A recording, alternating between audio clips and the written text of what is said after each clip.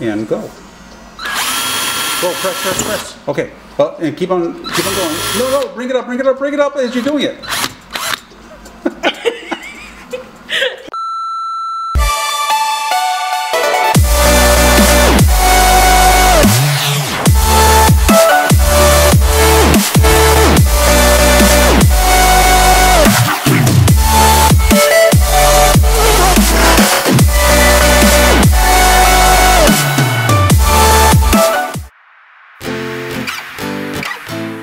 So excited to show you guys today's DIY. So the first thing you're going to need is a framed painting that will fit wherever you want your necklace hanger to be. I got a really nice distressed white one from Goodwill. Then you can pick out some decorative drawer pulls that you really like. I found mine at World Market and Anthropology, some brown craft paper, and then this is the painting that came in my frame. I just flipped it over to make sure that it wouldn't show through. And then some other basic things you're going to want to have is some Mod Podge and a paintbrush. You're going to need a pencil and, depending on your drawer pulls, some nuts and some bolts. I used a handheld battery-powered drill for this, but obviously whatever type of drill that you have will work.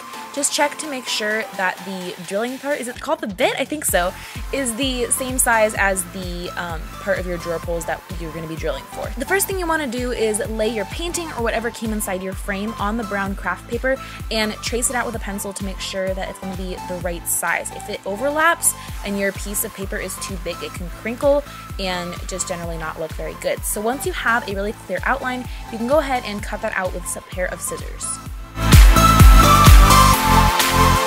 Before moving on, I lined up my paper really carefully with my painting just to make sure that everything fit perfectly, which I suggest you do. And then I took some Mod Podge on my paintbrush and I started by just gluing on one corner to get it kind of locked in place so it wasn't shifting all around. And I held it in place and I let it dry for a minute. And then I went ahead and filled in the other sides and the other corners and just basically got every bit of it glued down really, really tightly with the Mod Podge.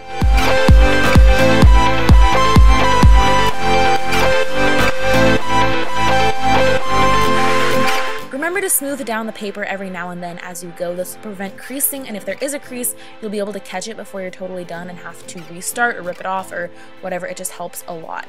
Everybody is going to be different for this step, so just kind of do what you need to do. But for me, the way that my painting attached to the frame was with these little metal hook things, so I had to fold them down with a flathead screwdriver to make sure that it was staying in place and it was locked in.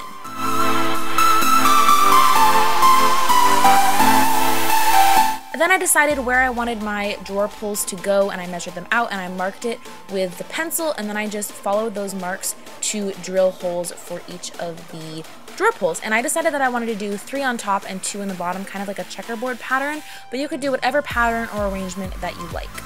After that, I was ready to screw in the drawer pulls, and mine needed to have a nut on the back side to keep them in place, but yours might be different, so just kind of do what you need to do for this step, but make sure that they're locked in place. And I like to have mine coming out a little bit from the board so that I had room to hang necklaces. If the chain was wider or something like that, it wouldn't look smushed, so I just made sure that each one was attached with the nut on the back and a nut on the front, so they're really, really sturdy. And just go ahead and do that for all of the drawer pulls.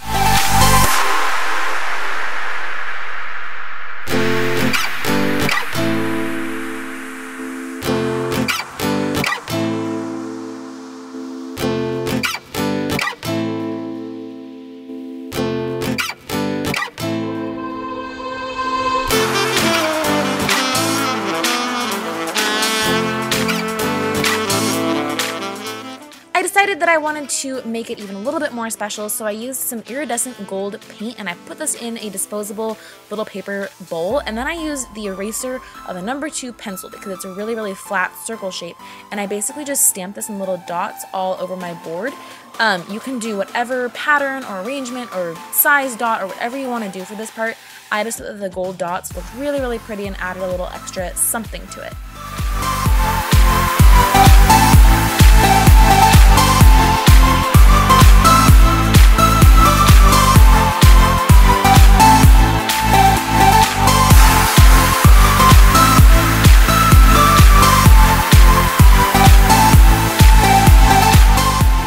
Start using your DIY necklace holder, make sure you have a hook on the back of your DIY necklace holder and on your wall wherever you want it to hang.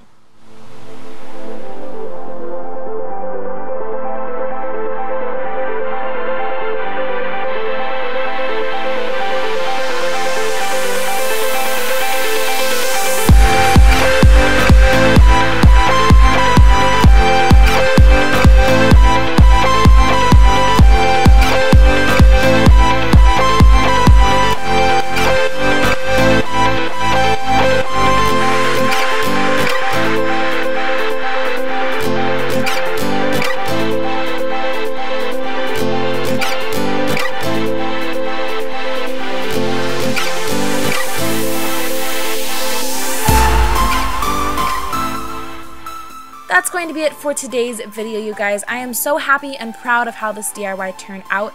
I would love to see it if you decide to make a rendition of this, so go ahead and tag me on Instagram or tweet me a picture. All my social media links will be down below. I hope that you guys enjoyed this and found it inspirational and found it helpful, and I'm just really excited, and you will see this again when I do my full room tour, which is coming up very soon. So don't forget to give this video a thumbs up if you liked it, and leave me a comment letting me know what kind of videos you would like to see coming up.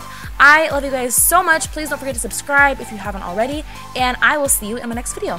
Bye!